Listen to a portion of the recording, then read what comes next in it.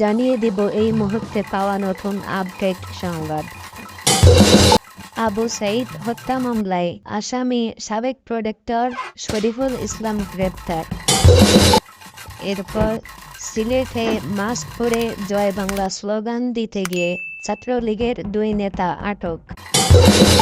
এরপর জানিয়ে দিব অবৈধভাবে ভারতে পালিয়ে যাওয়ার সময় গাজীপুর মহানগর আওয়ামী লীগের সভাপতি গ্রেপ্তার। শুনছিলেন সংবাদ শিরোনাম, এবারে বিস্তারিত।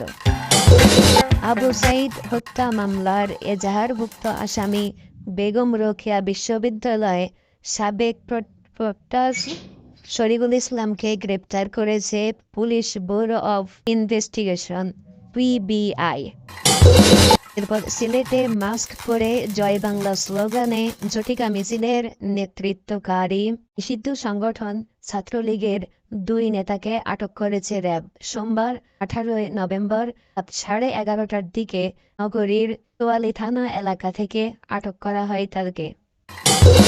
এরপরে অবৈধভাবে ভারতে পালিয়ে যাওয়ার সময় গাজীপুর মহানগর আওয়ামী লীগের সহসভাপতি ও গাজীপুর সিটি কর্পোরেশনের সাবেক প্যানেল মেয়র আসাদুজ্জামান কিরণকে আটক করেছে বিজিবি।